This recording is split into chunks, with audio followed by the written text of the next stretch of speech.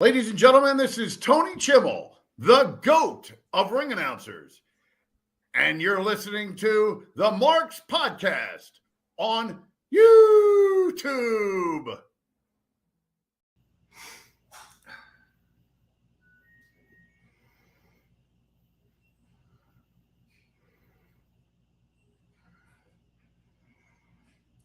I say, I don't know if this is Dan or not, or, you know.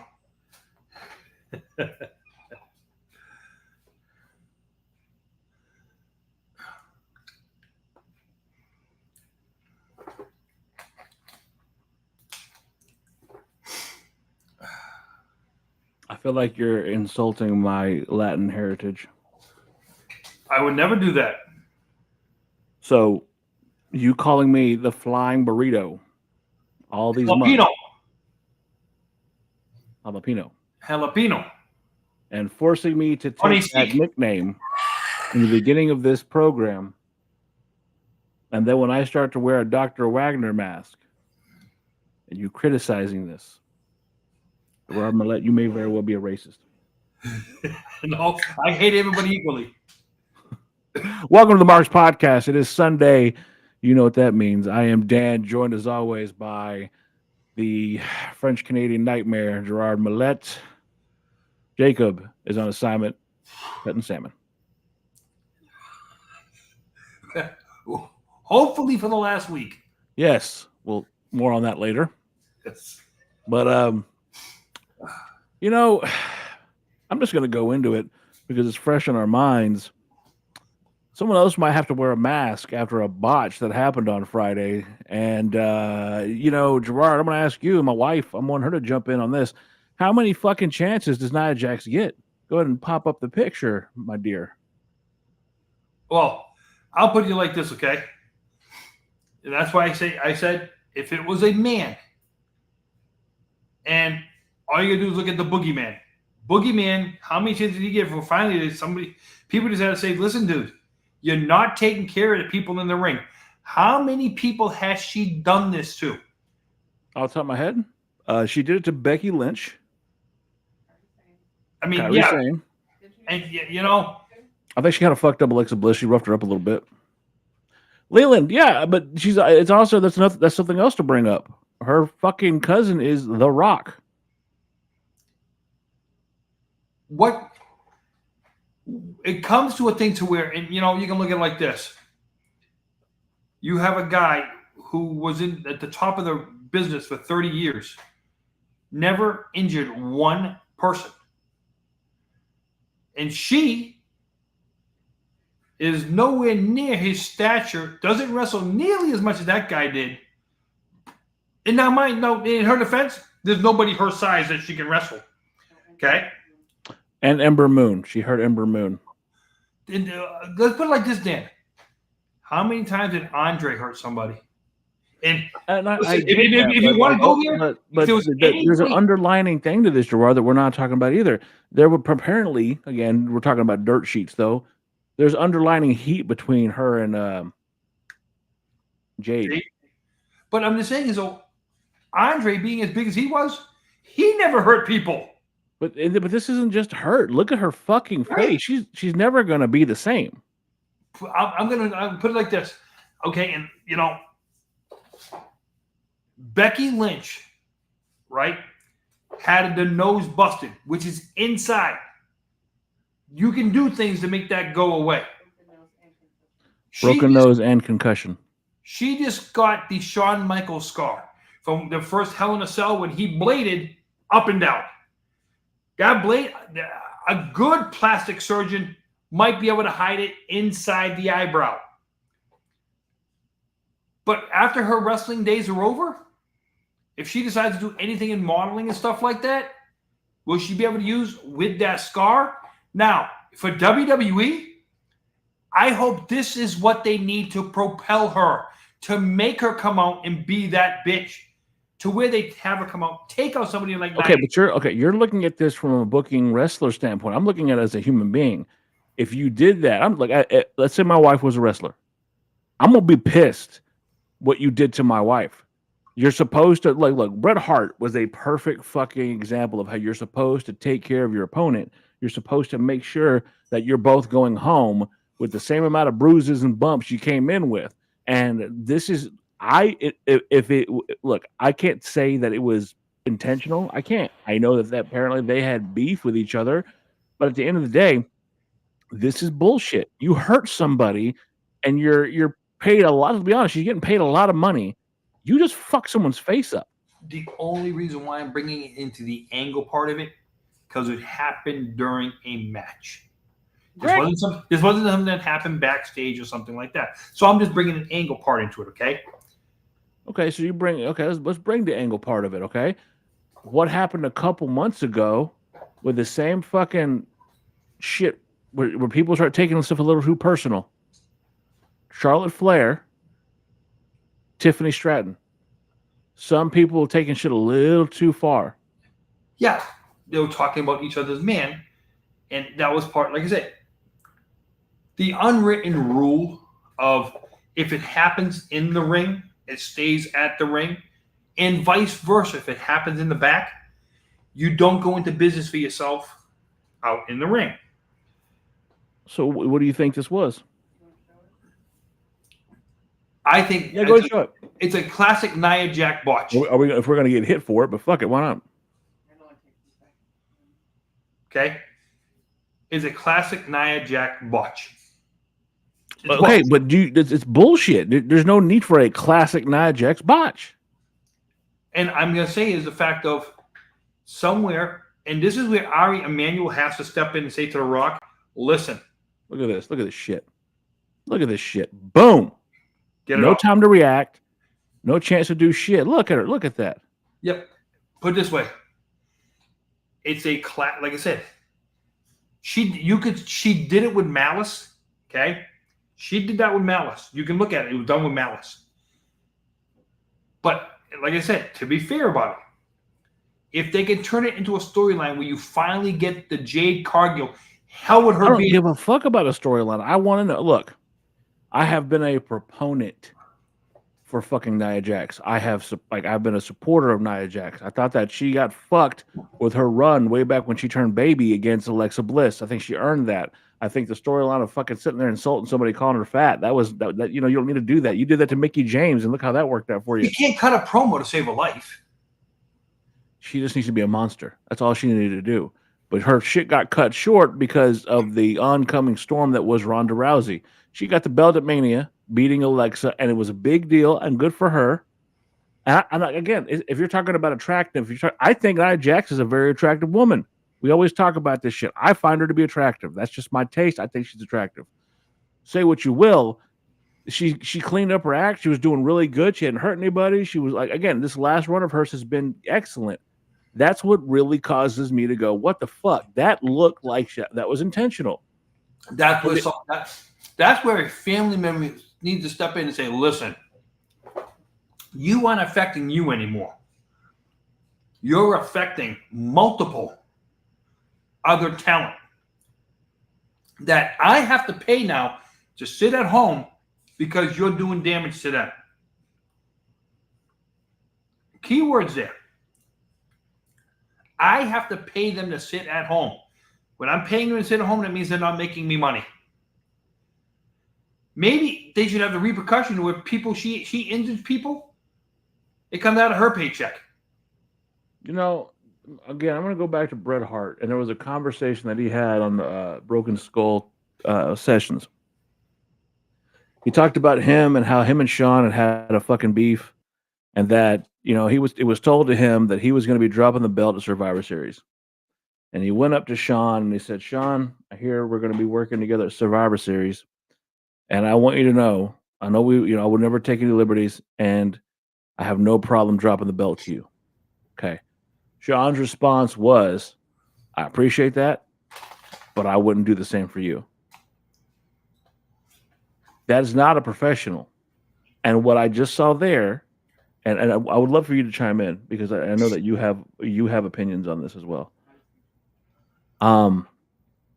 I would love to say again. I like Nia Jax. I think watching her interviews, watching her as a person, everything she's accomplished. I think that I like Nia Jax, but at some point, somebody needs to be held accountable. You just fuck somebody up, like you made it personal. All right, go ahead. Listen, I don't think I can say anything any different. You guys said I think enough is enough. At some point, she's got to go. Are you talking? Can you hear her? No. Or get your butt. What? No, it's fine. It's fine. I don't have anything to add anyway. All I'm saying is, I think it's a joke, and I think that it needs to be rectified. You have his daughter as the general manager of fucking NXT making controversial statements that look, let's keep the politics and religion out of fucking wrestling, please. Can we do that? Can we keep the fucking grudges and shit like that? What she does outside of unfortunately, because we in a world nowadays to where everything is taken in a different kind of light than some people might make it. Hold on to what Leland said. Yes, there was some truth to that with watching the interview and listening to Brett himself. Again, I'm not Brett. I don't know if he would be lying about it, but he said he would drop it to Bull. He would drop it to Austin. He would have dropped it to anybody else, but it has something to do with the amount of respect, the lack of respect that Sean had for him. He was even willing to drop it, not relinquish it, but drop it that next night. But ultimately, what works best, and I hate to say was best for business that night, was that Vince McMahon looks like a total piece of shit and screws the Canadian hero out of the title. So that would, it led to so much more, but, it's just what it was. But go ahead, Gerard. I apologize. You know what's funny about that? The whole thing? I think 28 years later, Earl Hebner still gets more heat than Shawn Michaels did. Hell, and even fucking now, and I get that, Leland, I get it, but you're talking about a guy who was like a son to you, and I'll never understand that. I'll never understand that the way that things were. Fucking Punk even said it. Vince wanted everybody to be like his, that father figure for everybody, which with what we know about Vince is a little fucked up, but he wants to be everybody's fucking daddy. Look, motherfucker, I got a dad, and that's how some people treated it. But you're talking to a guy that you did act like a father figure to, a guy who was loyal to, a guy who did not want to leave, a guy who allegedly the night before told Vince, I don't want to go. I'm talking the night before the Survivor Series, called up Vince and said, what do I got to do? I don't want any more money. I don't want to go. You know what's sad is? Corporate WWE destroyed Titan Sports. No, what I think happened is what I meant, if you understand what I mean by that, I want you to know. The dad figure that Vince was, when they went corporate, when they went on the stock market, Vince no longer could only answer to Vince once they hit the stock market. Vince now had whoever bought shares in the company, now he had people he had to answer to. Mm-hmm. And when you have people you have to answer to, you have to go from being the father figure to the corporate jackass. No, it's okay. So that's your position on it. What I think is that we have a guy who is, in my opinion, this is not the opinions of Gerard. This is not the opinions of the Marks podcast overall. This is me. This is Dan. This is my opinion. And this is going back to research we did and everything we've talked about. What I think is you have a fucking sociopath who was broken up because of his childhood and the bad things that happened to him. And he decided he wants all the fucking power. So he wants everybody to look to him as fucking basically God. And then when he has their lives in his fucking hands, these people devote themselves to him, mind, body, and spirit. He has this power. And it's overwhelming. He doesn't know what to fucking do with it. It's a child with a fucking nuclear weapon.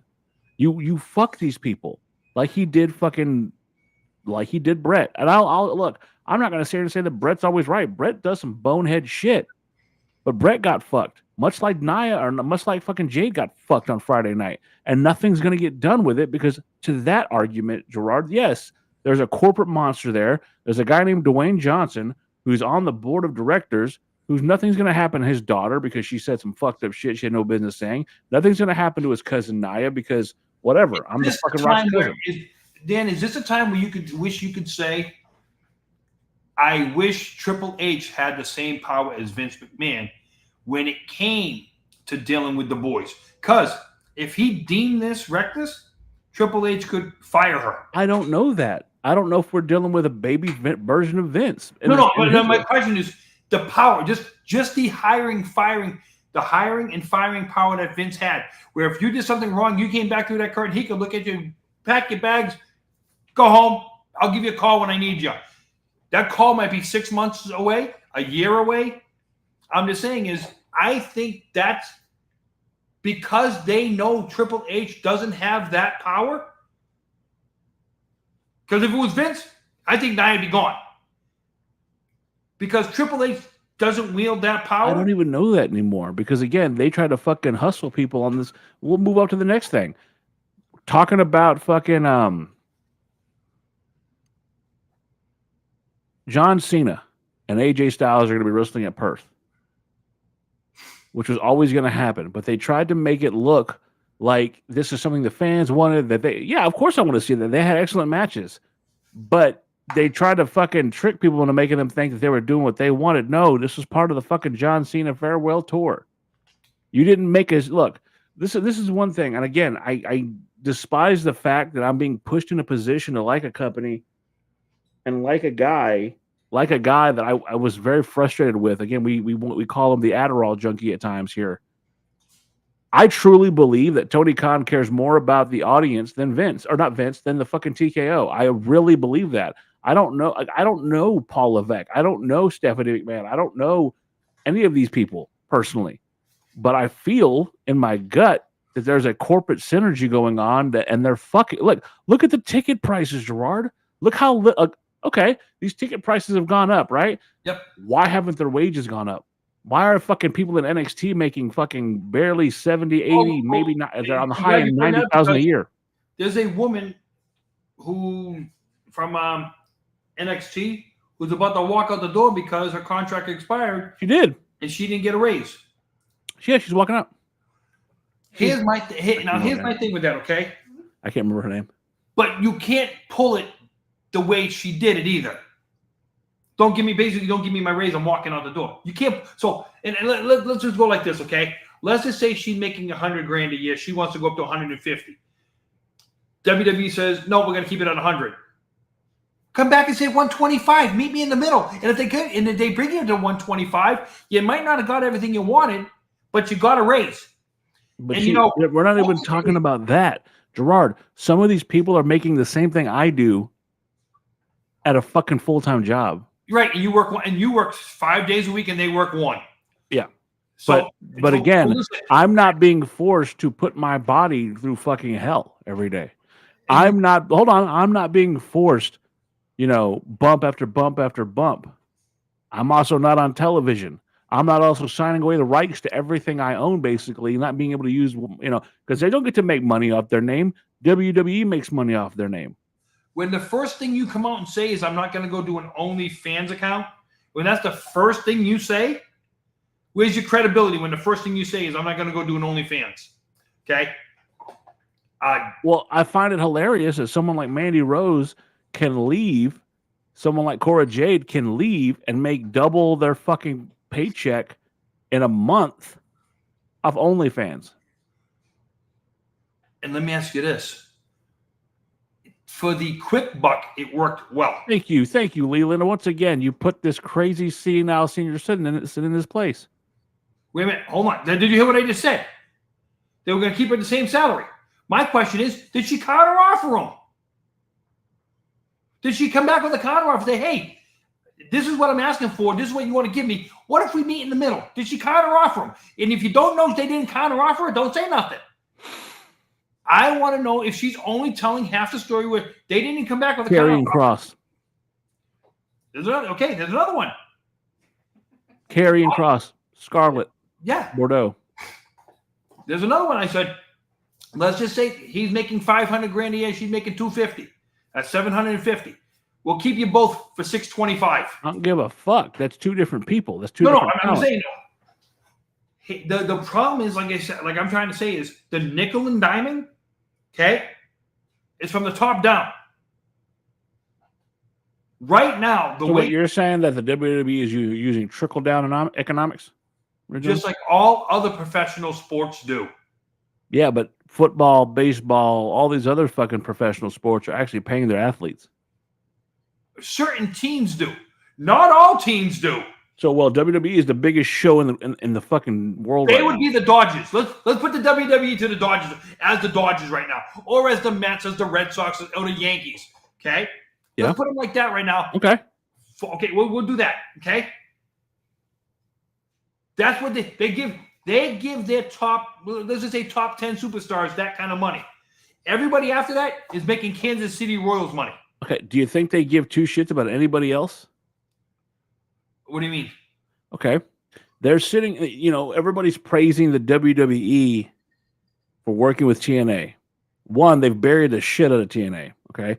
They've sat there and let their own people win the fucking TNA belts. And you know who's probably going to win the tag team belts? The Hardys, former WWE talent. Now, who was TNA working with recently that, and again, had the TNA not worked with this company, WWE wouldn't have given two fucks and just let them fucking flounder or whatever. Oh, that's right.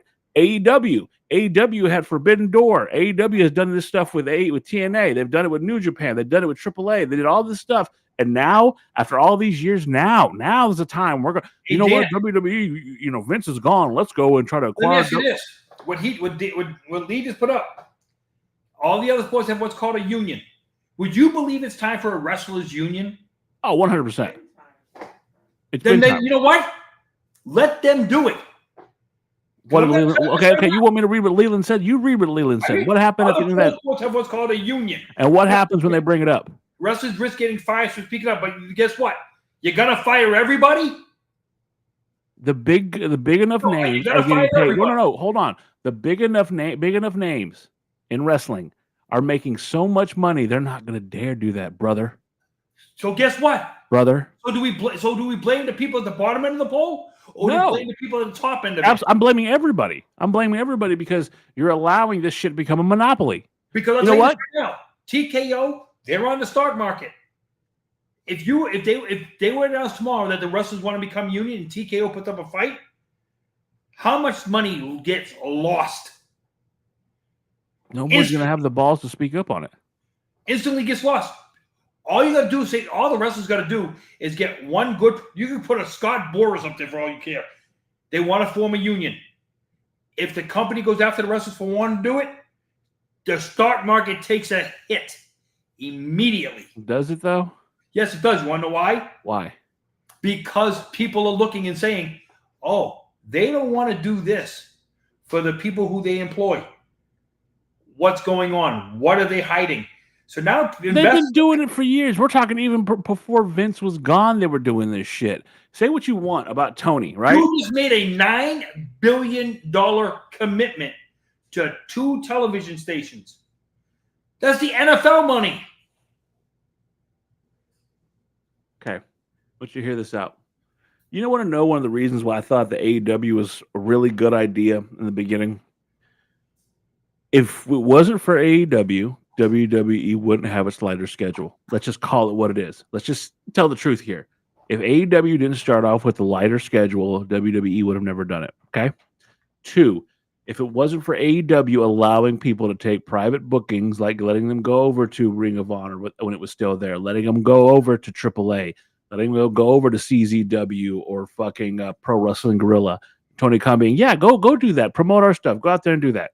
We wouldn't have WWE doing the fucking TNA shit, doing the AAA shit, doing the fucking not combat zone wrestling, Game Changer wrestling. They wouldn't be allowed to do that. AEW changed the business for a positive, and now because WWE's had to make these sacrifices, again, all this is speculatory in my opinion. If all of this stuff hadn't happened, then WWE wouldn't be trying to crush them right now. They're fucking egotistical and pissed off because a small pissant company came up and said, fuck you, eat my dick, and they force-fed them that dick. The problem with AEW is, and I truly believe this, They tried to mimic WWE when they were their own fucking entity. Now they've become this fucking CZW hybrid where it's too fucking grotesque and violent at times. I want to like fucking AEW. I really do, but they're just, I don't know. It's a bunch of bullshit wrapped up in a salad. You know what's funny is you bring up the fact that they allow them to do private bookings. And not one private booking tells the fact that these people work for AEW.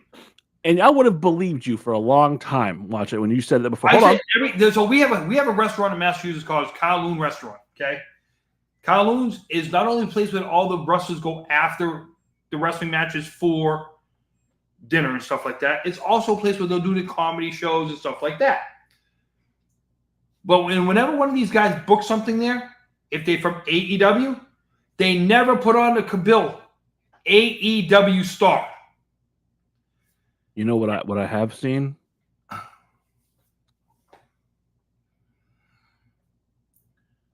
Yeah.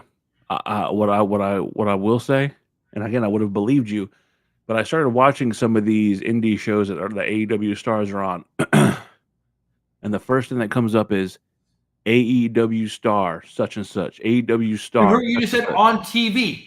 I'm talking about when they're doing private bookings, like a comedy show. No.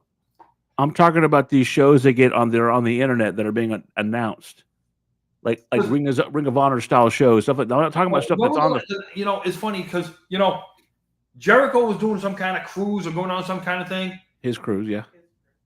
WWE superstar Jericho. I'm like, wait a minute. He's AEW star Jericho, not WWE star. Well, not anymore. Jericho. He's probably going back to the E. Okay. But I'm just saying the fact of it's like, how many times have you heard a guy leave WWE and die, even though he goes to another organization? WWE superstar, blah, blah, blah, passed away. Again, that goes back to this idea that there's been only one show in town for so long, and they've been such a fucking monopoly that no one else had a chance to breathe some life into it. And then you have an upstart company comes in, they kick them in the dick and have the balls to push their finger in their chest and say, fuck you. The only thing I'll give Tony Khan credit for this. He takes care of the boys when it comes to the hotel and the car. He also gives them health care. Okay. Which, listen. He provides health care. Just so you know, WWE does too. No, they don't. They just pay for the doctor bills. As long as the insurance. As long as the injury occurs in the ring. Well, you know what? If the AEW star gets hurt and it's not in the ring, they still get health care. They have health insurance. I mean, yeah. I mean, it sucks for one way or the other way, but hey, no, it doesn't. One's better than the other. Let's just call it what it is. Listen, if one gets hurt in the ring, it's 100% taken care of. If it's in the ring. And Tony Khan, if it's in the ring, they're taken care of. If it's out of the ring, they have health care. My other thing is, in AEW, if you have the health care, is it 100% if it happens outside the ring? Is it 80-20, 90-10? It's better than the 0 that WWE is giving. Well, yeah, I mean, anything's better than nothing. Is it that hard for you to say that, oh, wow, that's a good thing? Go AEW. I'm just saying is, now, some of the top guys in WWE, from what you hear, though, some of the top guys get it. Some of the top guys. Because it's written into their binder. Yeah. Not everybody's a top guy. But everybody wants to get paid like they're the top guy. Fair enough. But what I'm saying is WWE is that, look, for all this positive shit that we constantly say about them, they're still a wolf in sheep's clothing. They're still trying to eat your fucking grandma. They're still trying to price everybody out. They're trying to make you pay $1.05 for $1 show. I would say $1.05 for a fucking 19-cent show. What I'm just saying is, have they outpriced the common person? Oh, absolutely. 100%. But to be fair to that, though, what entity hasn't? Pro football has. Can you go see a baseball game if you want to? Aren't you going to go see a couple baseball games? I saw one this year in person. Yeah, but you could go to that, right? Not a big deal. You were able to just. Oh no! I had to take out a second mortgage just to go to the game. And listen, Mr. Patterson can confirm Fenway Park is not the cheapest place in the world to go to. It's not Texas Rangers. You can walk up and pay $40 for a ticket that day. How about you watch Tone when you talk about my Texas Rangers? No, I'm just saying is though, you can walk up and pay. You $40. can bitch all you want. You're not having to live next to Jerry World. Okay, but I'm just saying is though, but at least you can walk up and pay and afford to go to get 2 tickets to go to a game. What Texas Rangers start at their tickets doesn't even get you parking at Fenway Park.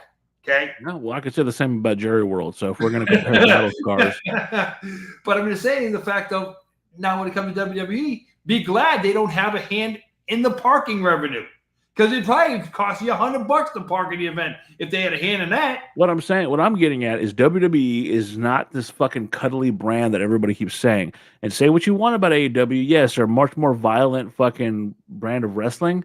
They care about their fans. They want you there. They want you to enjoy the experience. And I'm glad that you and Jacob and I had that 3-round fucking discussion about it. And Jacob gave me shit for enjoying a trip to Garland we took to watch an AEW show. I've been to one. Huh? I've been to one. And I sat there with my wife in the 4th row with seats that were pretty fucking reasonable. How much was that? 4th row? I overpaid for mine. They were $200 a ticket before all the fees. Before all the fees, they were only $200 a ticket. No, overpaid. Gerard, I was on camera side. You could see my big fat ass and my fucking pearl snap shirt with my Rebel Cast fucking sign holding it up with the names of people and friends saying, hey, we're here, la, la, la. 4th row. Tony Khan came out and thanked us. It was just such a nice fucking experience. Came out and said, hey, I need y'all to cheer as loud as you can. We're going to take the audio and put it in the video game. All this shit made even if he didn't say that, even if he didn't do that, he was doing it for the fan experience. When's the last time they did that at a fucking WWE event? Oh, sorry, you wouldn't know because it cost $2,000 to go and sit on the fucking nosebleeds. Well, put it like this, okay?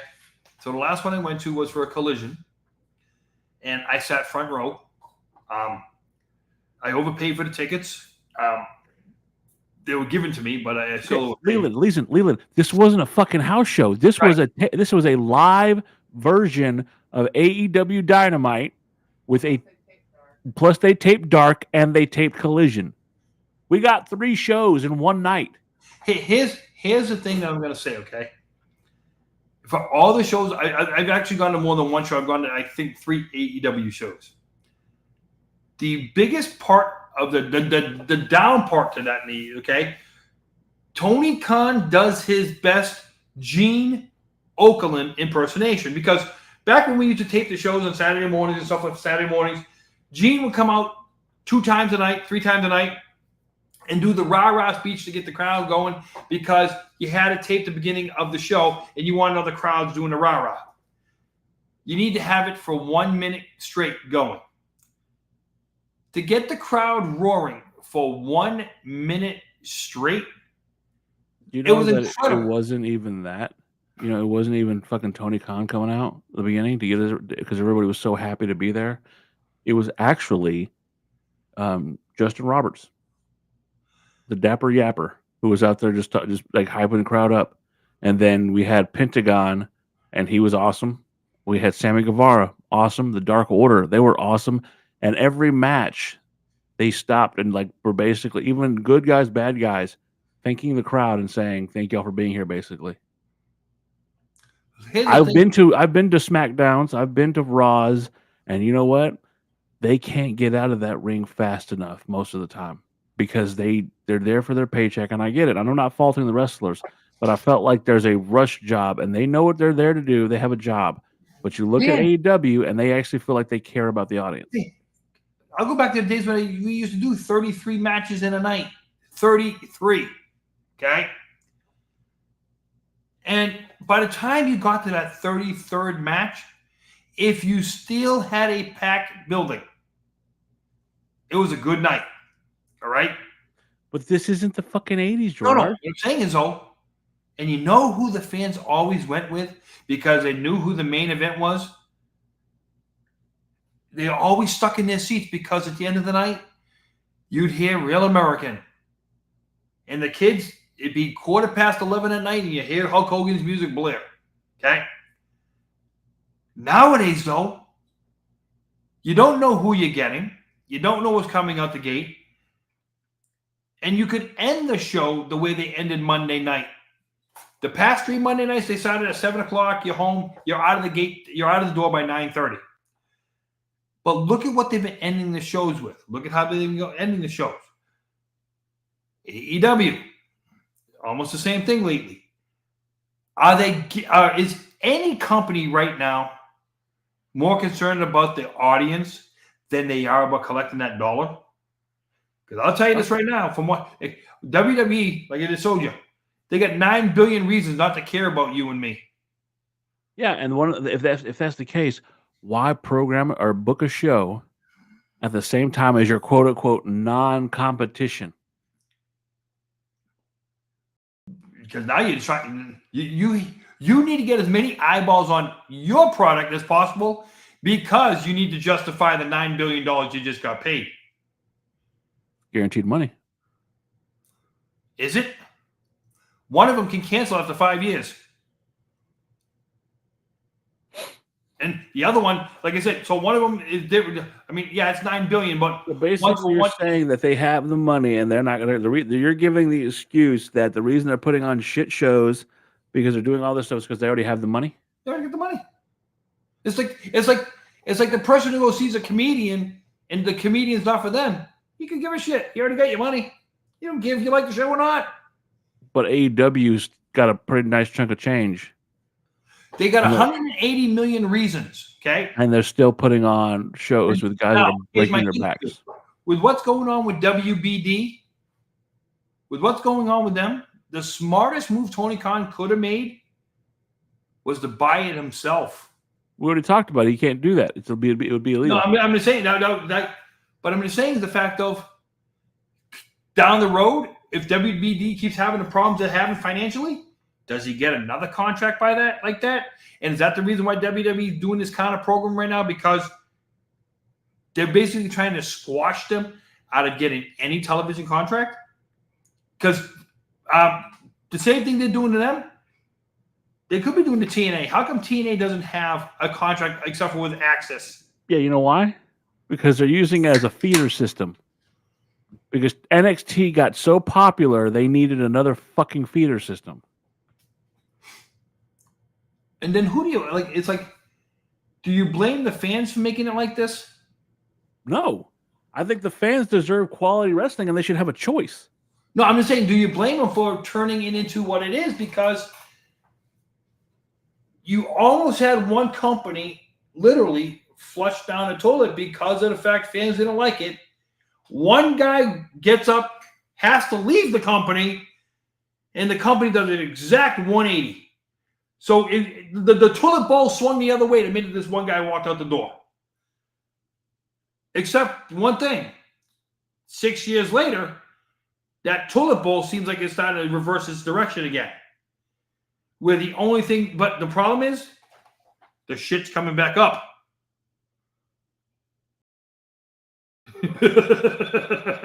so all I'm saying is, like, look, I think that quality-wise, if we're talking about the same company, Paul Levesque has showed that he can damn sure be a great booker. I disagree that I don't think Road Dogg is the best booker. That's my opinion. I'm sticking to it. But one of the biggest complaints I had with AEW, and it still is to me, long-term booking. Okay. Other than the bloodline, where's the long-term booking in anything with WWE? AEW still has a long-term booking problem. Okay, let's just get that right. The long-term booking they still have. Short-term booking, if you want short-term hit 'em up stories, AEW is your place to go. I have to disagree. I'm just saying, where's the long-term booking? Where's the long-term booking? Cowboys Swerve, Cowboys Redemption Arc, MJF fighting back for the title. Just recently, Chris Statlander overcoming everything to become the AEW Women's Champion, and then turning on Wheeler Yuta after all the history they have, being best friends, being the best friends in the faction. What do you think is going to come out of this Adam Copeland thing? Okay, so then we'll try. See what you couldn't let me have my long-term booking, so you want me to change it up? Is that what happened? Is that what you're going to do here, Mr. Millette?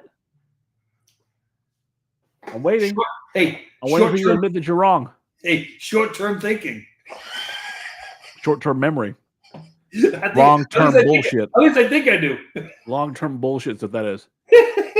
But, okay, fine. We'll move on to the next topic. The next topic being, is Adam Copeland leaving AEW and going to help wrestle Cena for his last match? Do I want to see it? No. Why not? I don't think he needs to be the guy. I don't think it's about that, but they were some of the greatest rivals of all time. I understand that. But, and you know, the thing about it is, though, Edge was actually in the company first. Yeah. But my thing about that is, my thing about that would be this, okay?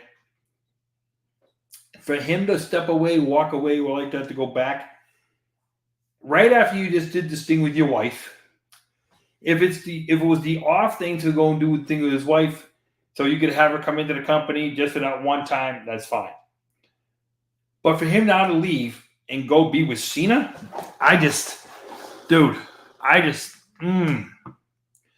it's not the cup of tea that I would want. On this day, Gerard, I see clearly.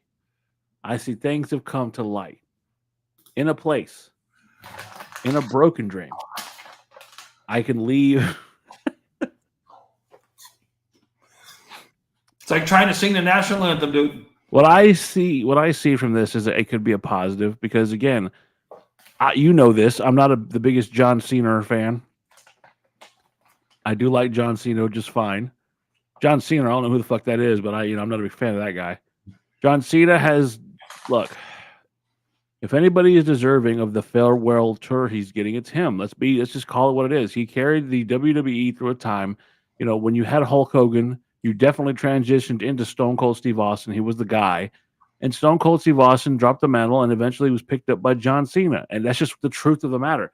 After John Cena would be Roman Reigns and so on and so forth. But if John Cena wants to go through those greatest hits, he did Brock Lesnar. I don't mind if he doesn't wrestle Brock Lesnar again. I don't care. He doesn't have to go out with a win. But to see him wrestle AJ one more time, I would love that. To see that he wrestled Randy one more time, I love that. To see him wrestle fucking Edge one more time, I'm for it. Just let him go out. Just let him do the John Cena playlist that we all want to see, and just let him retire. He's earned that. I don't want to see John Cena after the December Saturday Night's Main Event. Because the one thing I'm tired about, really, is these wrestlers who go on the so-called retirement tour and they come back and come back and come back. Sean has kept to his word mostly. What's he had? 2 matches since the Undertaker thing? He was at Crown Jewel. Like I said, what's he had? 2 matches? So you know what? The one-offs, the one-offs and stuff like that, maybe so, you know, Ric Flair has made a living out of lying to us about, this is my last match. Well, somebody else did that. We didn't give him so much shit. Terry Funk. Because up until his death, I still don't think Terry Funk ever got the flowers he deserved. I would agree. Because of what he did to the industry. First and foremost, there would be no ECW without Terry Funk. He made everybody in that company. WCCW. Absolutely. NWA. A lot of Memphis. The shit that he did in Memphis with fucking Jerry the King Lawler. Oh, my eye! My eye! The way he could put people over just by playing the part of... Listen, nobody... The only person in my mind who ever had a better from place than him,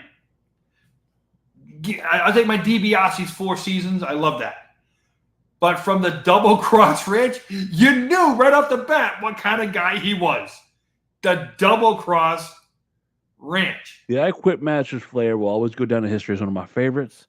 But, you know, for him being a no-good son of a bitch, rotten heel back in the day, the shit he did with Dusty, the shit he did with everybody, there was a softness to him. And people wanted to love him. That crazy, deranged man from the Double Cross Ranch in Amarillo, Texas. Him in the Royal Rumble, picking a fight with Steve Austin before Steve Austin made it big. Like they had gotten to that argument on Shotgun Saturday Night. There's aging myself. They were gotten that fucking fisticuffs and Shotgun Saturday Night, and then in the fucking Royal Rumble beating the piss out of each other. And fucking Terry went out there and was just fucking Terry. Crazy insane. Hey, the dumpster matches with him and Mick Foley. Him and Cactus Jack and the fucking Road Warrior, and Road Dogg and the New Age Outlaws. That was in Boston. Hold that thought. Keep going. I'll be right back. Keep going. Okay, but I'm just some of these things that a lot of these old kind of wrestlers and stuff like that who gonna go down the retirement tours, until they actually retire, I don't believe them. I actually believe that John Cena will never be back in a ring again.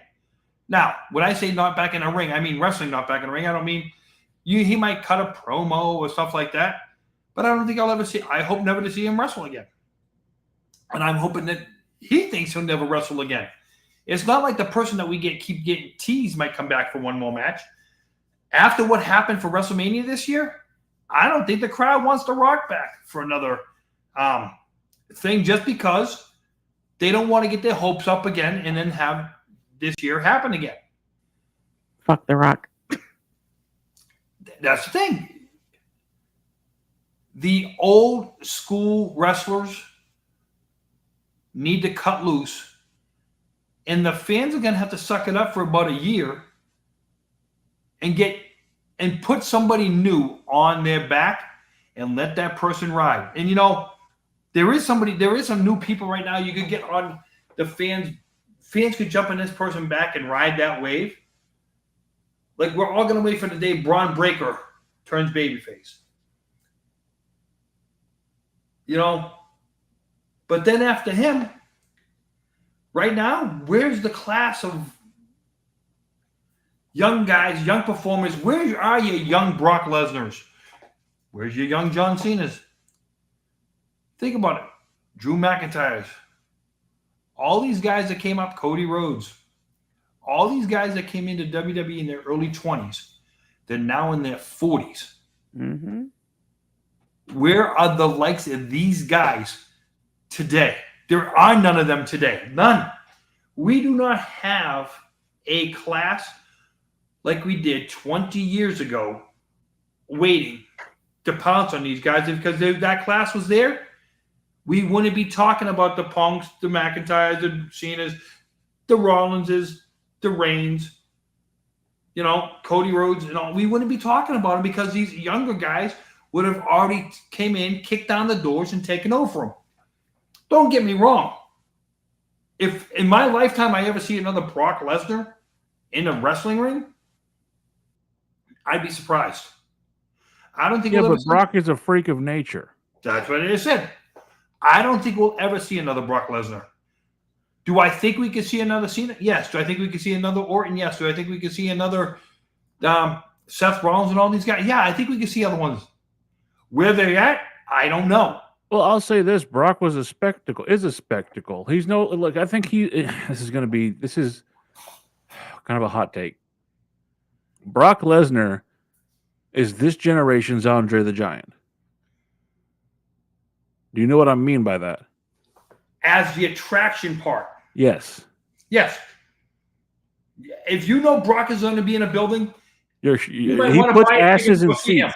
You want to put your ass in that seat to see Brock Lesnar.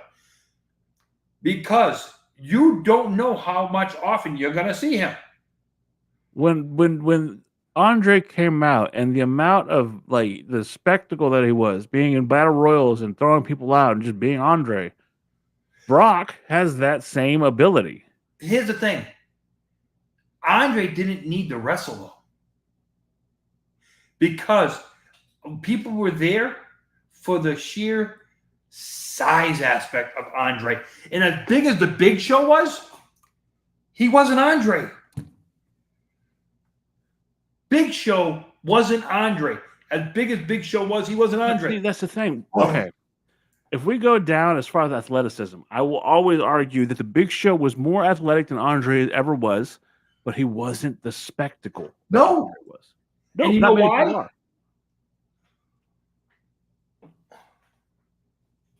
But you know why? Because he wasn't treated like it. No, because people had already seen it. People are creatures of habit. You've already seen me. You've already shown me something. I don't need to see that thing again. Show me something different. They try to do it with the Great Khali. What's the problem with Great Khali? He was slower than the Iron Sheik. Okay, and that's saying something. When Sheik can outrun you, there's a problem. That's bullshit. That's bullshit. When Big John Studd came around, people were like, holy crap, somebody that can compete with Andre. Compete, not overtake Andre. But that was the problem. Nowadays, they put the littlest guy against the big guy, which back in the day, you never saw that.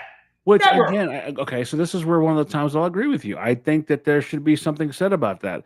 I was watching some shit with Darby Allin last night, and I just felt like I disliked Darby Allin as a person, and I love his heart. I don't believe in Darby Allin. I just don't. Let's sorry. go back to Brock Lesnar. Could you imagine Brock Lesnar in the ring with Darby Allin? No. Is there anything that make you believe that Darby Allin can get in there and have any kind of competing match against Brock Lesnar? No. AEW would do it. Which leads me to our next topic. And this one's going to be a little sensitive because we're going to have to write some lines here. Recently, a undersized wrestler from Japan named Riho has suffered a lot of bullying on Twitter.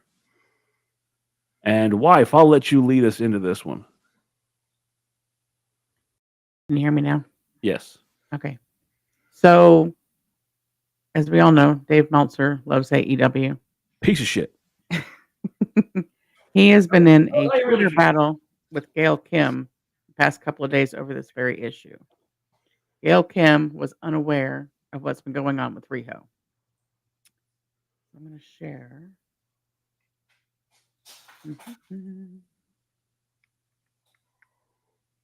Nope. What I would like to say right off the bat is anybody who gets offended by David Meltzer, you need to check Well, because Hold on, let her get to it before you Here's start. what he said. Dave Meltzer said, Gail Kim was an average wrestler in a weak division. That's why people think she's special. She doesn't understand the struggles of Japanese female wrestling. And Dave Meltzer does, apparently. Oh, he does. And so she was he was one unaware. in a former life. She was unaware of what was going on with Riho. And so he said, let me know when Gail Kim acknowledges the horrible bullying that Riho received and either says that she doesn't care or apologizes for bringing it back. And she said, I actually found out today and listened to a reasonable person about it, asshole. Keep making your biased assumptions and your star ratings that mean fuck off. You know what my message would be about that? And go ahead, because I know how much you love David Meltzer. Put down your pen and get the fuck in the ring. And I guarantee you, Gail Kim would kick your ass in an intergender match. So this is what my problem I have with Dave Meltzer on this. Listen, and if she doesn't, I'm pretty sure her husband would kick your ass. Don't hide behind your pen. Don't hide behind your computer, Dave Meltzer. You want to be a tough guy? Say stuff like that. This is my problem with him. Go back. I want her to go back to when I still owe him. Owe him what? I still owe that. Listen, I still own that New York City pot-faced bastard. You know, I still owe him a piece of. I still owe him a piece of my mind too. I have more. Do you want more? Yeah, go ahead. But before I do want to say this, my issue with that statement of Dave Meltzer's is, do you remember a time, Gerard, where women were just viewed as eye candy? if they had a nice ass, they were having fucking pudding matches and gravy matches and all these other. You remember that, right? Put this Where- way, he couldn't get laid in a furniture store. Hold on, but you remember that was a time that there was a time when that's what all women's wrestling was about, correct? Yeah. Okay. Gail Kim changed a lot of people's minds when she went to TNA and her fucking program with Awesome Kong, another woman that most people would just look at and go, that's just a big broad. Look at her as just a black version of Bull Nakano. And they had some of the greatest matches you'll ever see in women's wrestling history. And the size didn't matter because they fucking killed it again and again and again and again. And that brought eyes to a company that was floundering at a time when you had Dirty Dutch Mantel booking those matches. You had Dirty Dutch Mantel going out there. You're going to say some shit about Dirty Dutch, Dave? That he didn't have anything to do with that, or that Gail doesn't know what she's talking about when Dirty Dutch was fucking putting banger after banger on? Hey, Dave, you're very good at attacking people that you know won't come back after you because you know what? The best part of you to them is the piece that ran down your mama's leg. Okay? You're not even. You're not trying you're to not, be fair, dude. I'm trying so hard, but it's just he says the stupidest bonehead shit. Because guess what? You know something? Nobody challenges him. Nobody. People need to start challenging Dave, okay? And then telling him, you shut up about stuff you don't know about. And you know something? Yes, I've reached out to try to talk to that pot-faced bastard, and he won't talk to me because I will put him in his place on certain. Yeah, but see, remember, he got his information from a very reputable source, on Mr. Oh, yeah. Dixon Span. Yeah. Well, so someone did kind of push back at him. So after she said that she found out and listened to what had happened to Riho, he said, now that you know the backstory on why people were upset, can you at least understand? I defended you as much as possible on my show last night and explained that you probably didn't know the backstory. Now that you do, what is your opinion on the years of horrible bullying that the Japanese women wrestlers received? So Jim Cornette came back and said, no, Dave, Jimbo. nobody understands why you've gone bonkers over an experienced pro having a negative opinion on the amateur hour shit you like. I'm sorry people are harassing her because you're pissed a 30-year something friend of yours is experiencing quote unquote horrible bullying on Twitter. And of course, he didn't respond to Jim Cornette either. Nobody usually responds to Jim Cornette. You're not going to win that argument. 35 years, this bag of trash, okay, had been spewing his garbage, all right? And the problem is, though, he won't confront the people who call him out. He'll go on A&E, he'll go on, all these Vice and stuff like that. He loves seeing himself on TV talking about the business that he's never spent day one in. And Dave, I know the reason why you never spent day one in the business. I know the person who wouldn't let you spend day one in the business. Would you like to share that with the class? Y'all know the name. I'm not going to put the name out there right now. But I'm just saying as a fact of that dirtbag tries to make mockeries out of people. Because some of these people are much higher class than him. I've never met Gail Kim, but you know what? From what I've seen of her and her husband, they're just two people trying to make a living. And what happened to her the last time she was in WWE was wrong. To where she was in here for like a minute, and they chose other women over her. Now, don't get me wrong. I'm not saying she's the greatest talker in the ring, but she's a great worker. And I find that very apropos to what's going on right now. Who is the current women's world heavyweight champion? Who is a phenomenal in-ring competitor, but not the best speaker? And what you don't think there's not people online saying, I love her in-ring ability, but I hate the fact that she doesn't speak English? You don't think people don't say that? Oh, you know what? she's Who trying else to do? was it? Who else recently was a world champion? And she did this gesture Yeah. Also, Japanese, and can't speak really great English, but is Let by me ask far one of the greatest in-ring performers, male or female, today. And like I've said it, hey, we were just talking about somebody. Couldn't speak fucking English, but I think he made a hell of a career. But this is what I find fucking hilarious, and none of you seem to bring it up, and maybe correct me, my dear, if I'm wrong. He went and approached Gail Kim, harassed Gail Kim about Japanese wrestlers and their bullying in the business. I mean, made a point to really come at Gail Kim, who is fucking Canadian. Last I checked, She is. Yeah. she's fucking Canadian. So you're because she. I mean, I'm sure that she has lineage of Japanese descent, but she's fucking Canadian, David. Mhm. And She's like I fucking said, Canadian. What does she know about the struggles and strife of the fucking Japanese indie wrestler? would he have said the same thing to Andre? Hey, you're from France, so what do you know about the Japanese people being harassed? No, he picks and chooses. When was the last time? No offense to her, but this is a question. When was the last time Gail Kim was relevant in the wrestling industry? No offense to her. When was the last time she was Behind the scenes? She's doing stuff, and I get that. But when's the last time she was on camera? And that's what I'm saying. When was the last time she was relevant on? Why are you fucking with Gail Kim, who's not fucking causing a problem? Pretty much everybody loves Gail Kim. You know, that'd be like, hey, another Canadian who people could harass would be Jinder Mahal.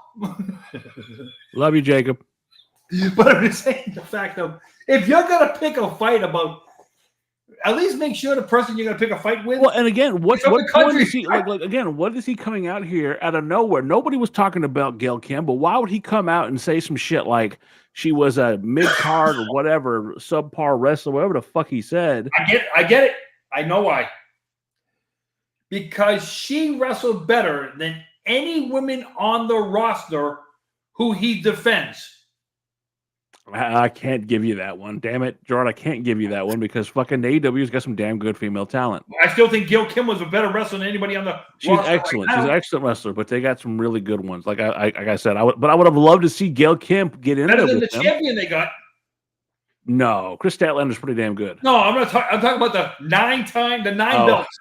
That I will agree with. I will agree that Gail Kim is 100% better than the CEO, Mercedes Mercedes Millette.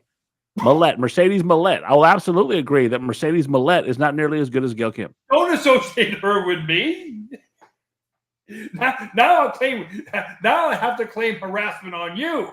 But no, it bugs the shit out of me that, look, we're not a big fucking program. We get the same amount of viewership every fucking week. We're not pulling in that, fucking South or North Texas panhandle money, but we have a good time doing the show and fucking, we're fair, I think. We don't pretend to be something we're not. And I'm sorry. I don't feel like Dave Meltzer has the right to call himself a journalist when he lets too much of his fucking opinions bleed into these articles. Well, to be fair to Dave, he is from, San Francisco Bay Area. So he might be letting that area get to his head a little bit, You mean homeless? Oh, he could be.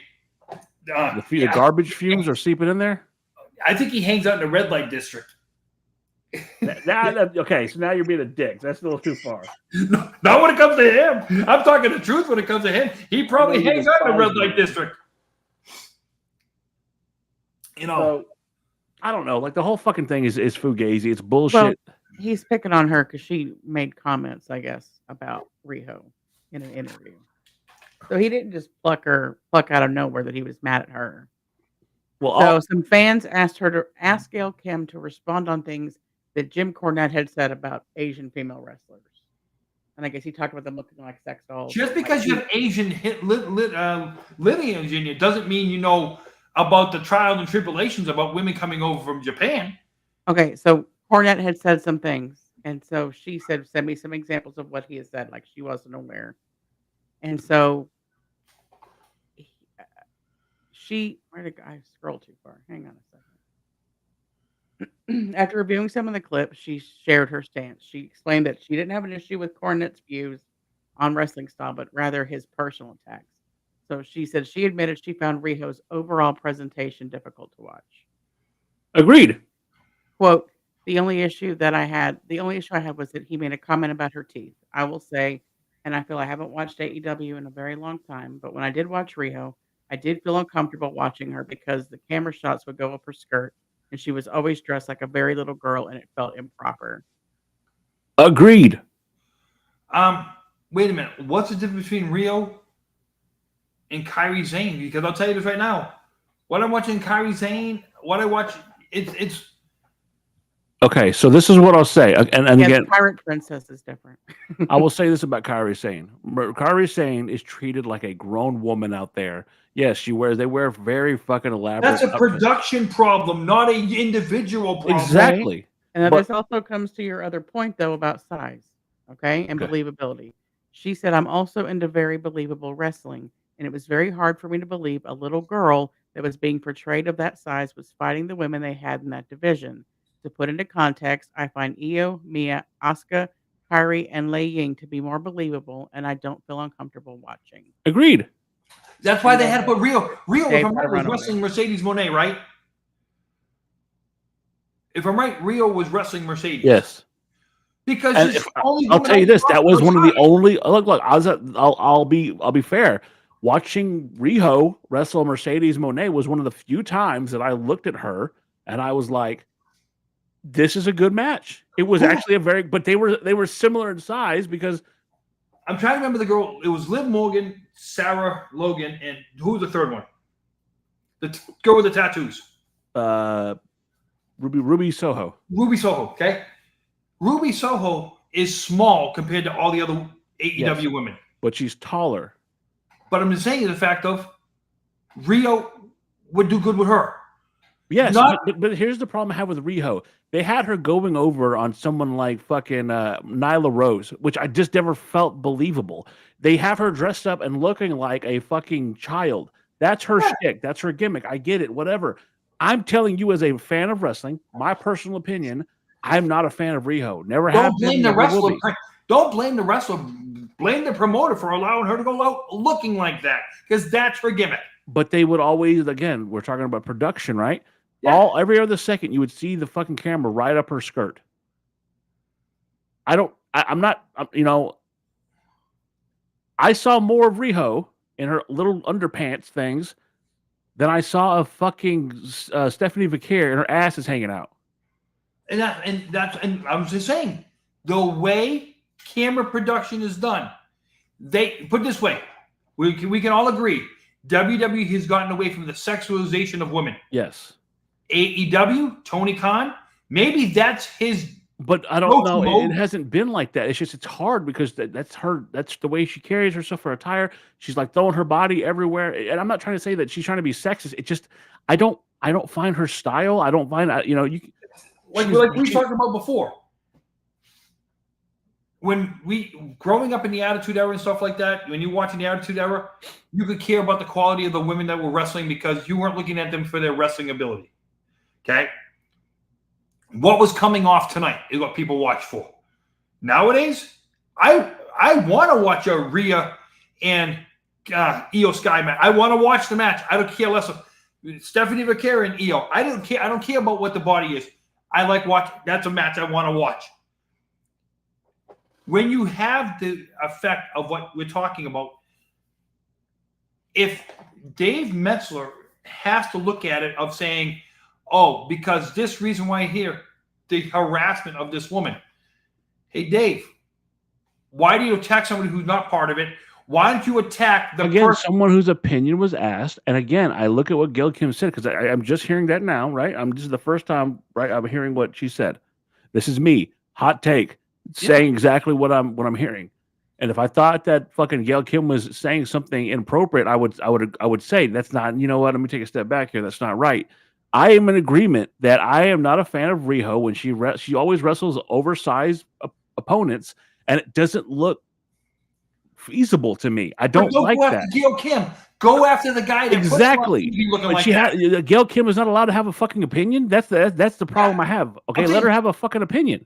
If he's I gonna have the attack same opinion anybody- about what we talked about earlier, Darby Allin. Yeah. I'm sorry. I have the same opinion about Riho. It doesn't change because their gender changes.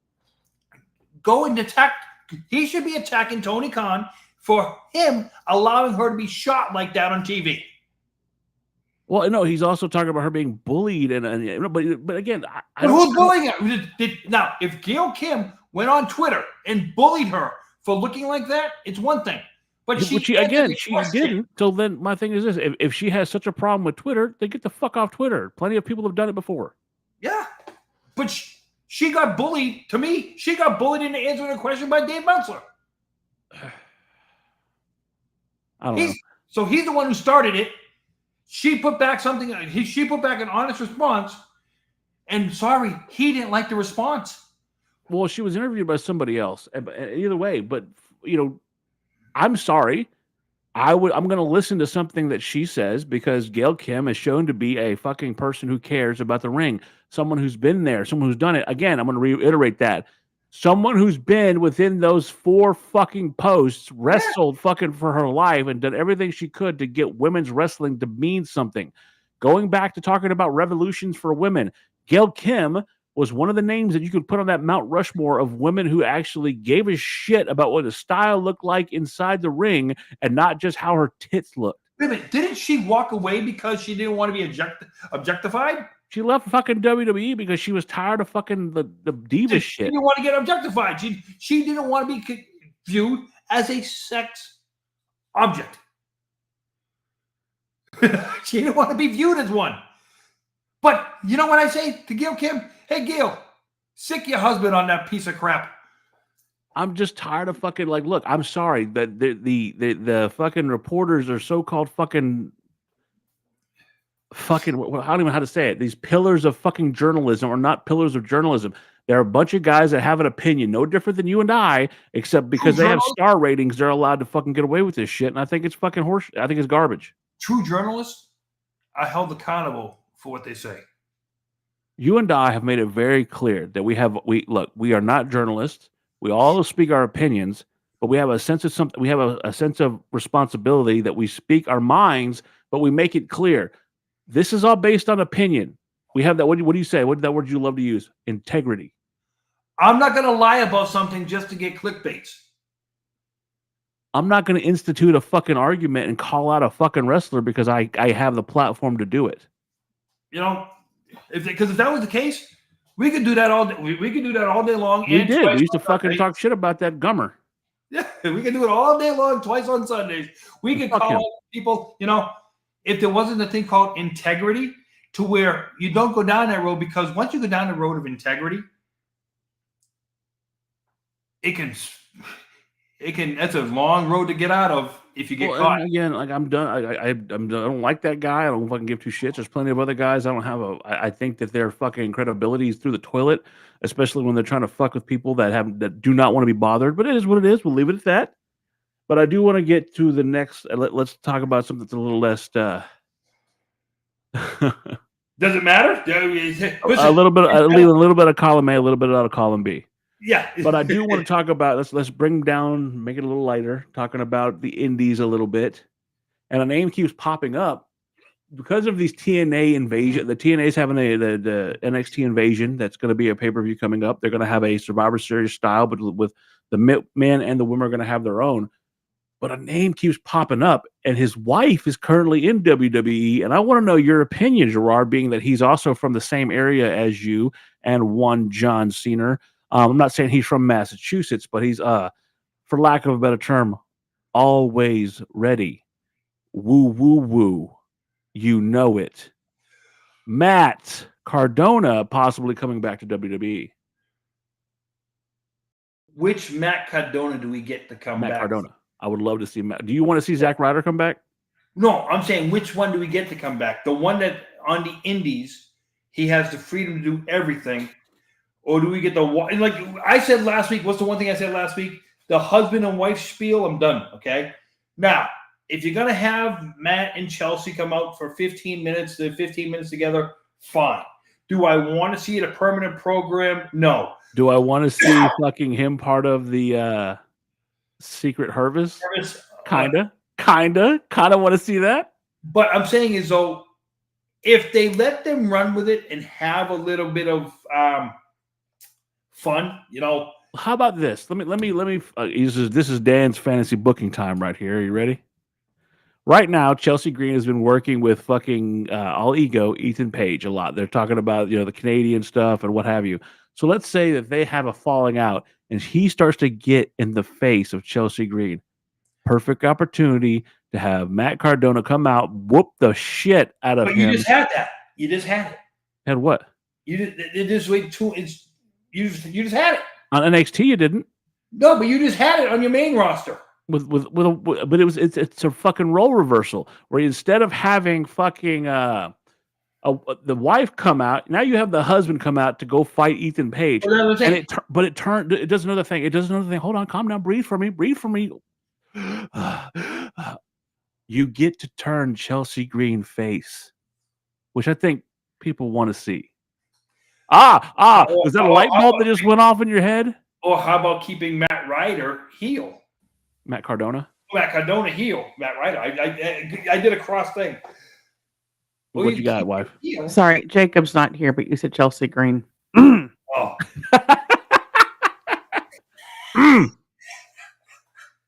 But he's the secret Hermes. But I'm just saying, as a fact of, could you imagine him coming in and him and her becoming heel factor? But I'm just at some point, absolutely, but because he's done a great job being a heel in the Indies. But what I'm saying is, what you do is you get, because Ethan Page makes a better heel. I'm sorry, he just is a better fucking heel. He's better than Matt as a heel. Fucking have him come in, be part of the Secret Harvest, and Chelsea Green, which a lot of people want, goes face. She's already a fucking baby face. You were marking out, no pun intended, when she came out at Saturday Night Main Event covered in herself. You loved it. You loved it. All I thought about was the old days of Rick Rude doing it. And you loved it. Because you know what? Because it's if not. If you were on the fence about her winning the United States title that night. Oh, listen, knowing how much of a Canadian she is and the way she does things to her body in American colors, I don't know if it's her being true or her just being it's a smack in the face. Okay, but her coming out that night at Saturday night's main event, if you were on the sidelines of who you wanted to win, when you saw her coming out, I thought about it. I didn't say anything until you called me that night and goes, I loved her fucking outfit. She was covered in herself. And I'm like, I think we got a winner. And that was, okay, to be fair, and this is, again, breaking the fourth wall with us and talking behind the scenes. That was one of the moments when I realized, oh my God, Gerard's finally coming to the dark side over here. He's finally starting to really get into the women's side of wrestling. He's found his feminine side. Gerard is finally one with his feminine side. Is it me? Correct me in something. Do the women have more fun being heels than men? Absolutely, I think, yeah. Because why? Because everyone loves that Cruella DeVille effect. Everybody, correct me if I'm wrong, wife. Isn't there a side of all women that wants to be a little bit like Cruella DeVille? You want to have that fucking that bitch. Think about it like this. What's your preferred audience for wrestling? Well, yeah, what's your preferred audience for wrestling, dear? 18 to 35-year-old males, right? Yeah. Seeing a bitch. There's just something about seeing a woman that acts like that does what? Make men want to watch. Well, because in real life, women are called to be polite and demure and non-confrontational. She said demure. And so to see someone actually get a little, nasty. Get a little nasty. I mean, it's get a little fast. That little bit of feistiness in women is like, I got to get me some more of that. Exactly. Well, and on the woman's side, I think, and what you're saying is that you don't want to always have to be. Oh, where are you going? Oh, I thought I was done. No, you're part of this program, dear. You don't always want to have. You shouldn't always want to have to feel like you got to be the cupcake. Exactly. Sometimes it's okay. Sometimes you got to be some devil's food. Yeah. So you remember that the next time I'm sassy. I will tell you to put it back in your pocket, ma'am. Now he wants you off the air. Yeah, exactly. Now I can be dismissed. But again, I love that idea of who. sometimes I take it too far, right? Like I loved Maria and Maria Kanellis and her husband. What the fuck? I just forgot his name. So didn't she. Fuck yeah, but it was fucked up because he's such a great fucking wrestler, and WWE ruined it because when they were part of the Kingdom and Ring of Honor, they were fucking amazing. And Maria Kanellis, just in general in Ring of Honor, as a manager, as an authority figure, she was excellent. She got to be more than just a dumb girl that was Santino's girlfriend in WWE. And Remember Christy Bennett, Hemme? huh? Remember Christy Hemme? Yes. She had almost the package you were looking for. Yeah, but you know why she left, right? Yeah. Your buddy. But my thing about that is, though, she was one of those ones you could look at and you wanted to watch her wrestle. Because she was a fireball. She was or no pun intended, she was a firecracker. But Back your buddy had to ruin that for us. Back in those days, how many women were like that, though? That not only could you want to look at her, you wanted to see her wrestle, too. You weren't on there, and I agree with you. There was one that comes to mind, and every time we talk about her, it breaks my heart, but Ashton Mazzaro. Speaking of that, did you see who is relinquishing, I think, the TNA title? Yeah, man. And we still don't know why. Formerly known in WWE as Dana Brooke. In TNA, she is Ash by Elegance. Could she be part of the Fraternal Order of Mummyhood? I don't know. She ain't saying it either. No. But I've heard a lot. I heard a lot of Naomi's and this and that, and when they're talking about it, I don't know why. I don't know if there's anything been released yet. She's looking right now, but that breaks my heart because I love Dana Brooke when she first came out in NXT. Her and Reggie, huh? Her and Reggie, the skit. Her and Reggie. No, okay, so that's the Dana Brooke you started with. I started with a Dana Brooke who was a muscle-bound powerhouse, former fitness model who came over to WWE. She used to wear Chucks when she wrestled, and she used to do like a front flip right when she came out and then start posing, and I loved her character in NXT, much like I love the Wyatt family. She was one of those in that class that, oh my God, I saw nothing but big things, and I wanted to see her succeed. She didn't really hit that main roster fucking gold like everybody else. And eventually, again, it took her all these years, and she goes to TNA. She finally wins the fucking title, and it's taken away. My heart breaks for fucking Ash by Elegance.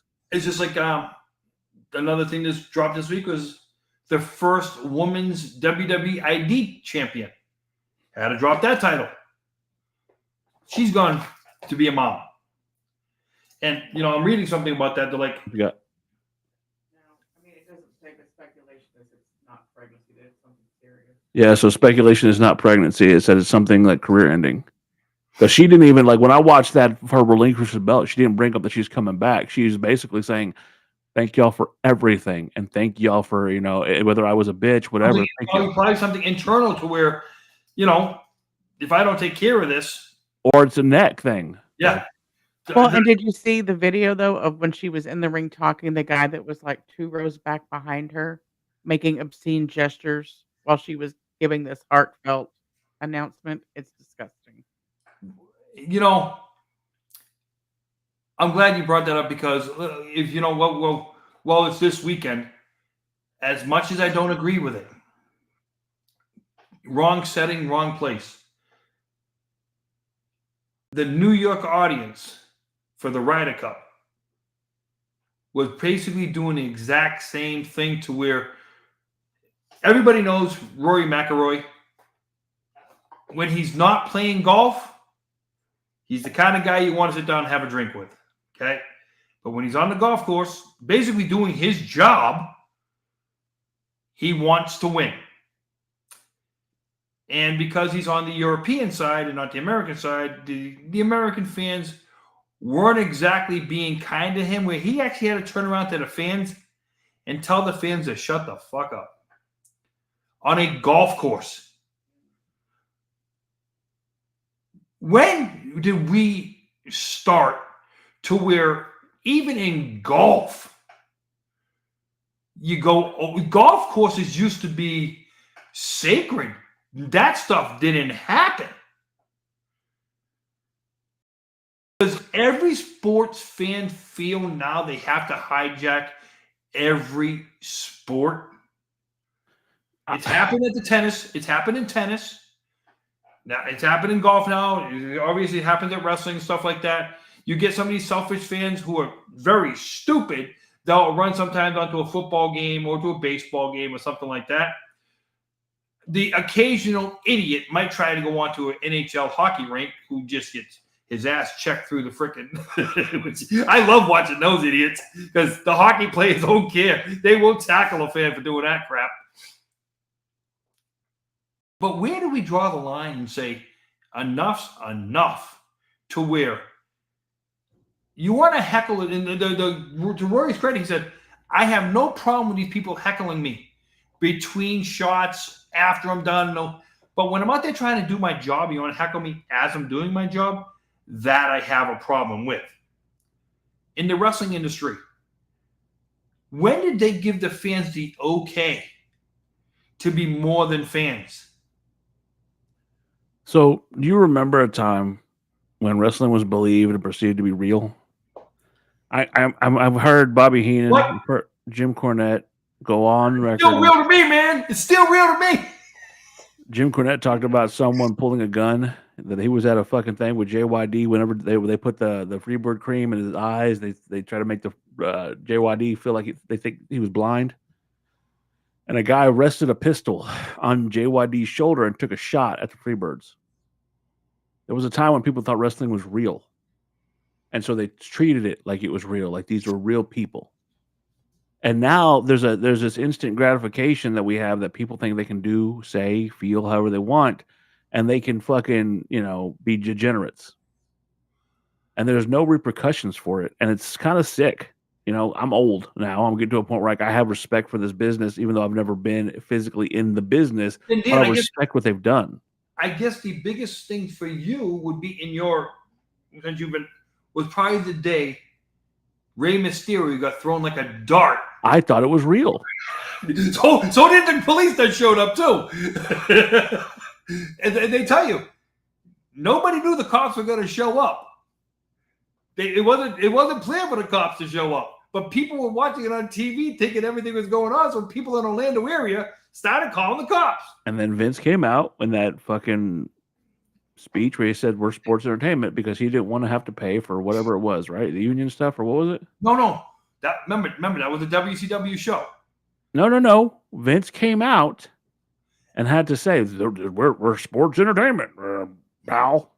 It might have been after that, but I'm just saying the fact of when what goes on at a show gets believable enough to where you think the cops have to be called. Like, okay, we'll go to the other one where Stone Cold had the gun and Brian Pillman and stuff like that. Yeah. But people, you're following a story. It's basically a true life movie. It's like you don't watch Final Destination and think everything that goes on in Final Destination really happens. I do. In professional wrestling, what you're watching is suspension of disbelief. And when you're watching suspension of disbelief, realize, enjoy it, embrace it. Let your feelings be shown. But don't go overboard with it.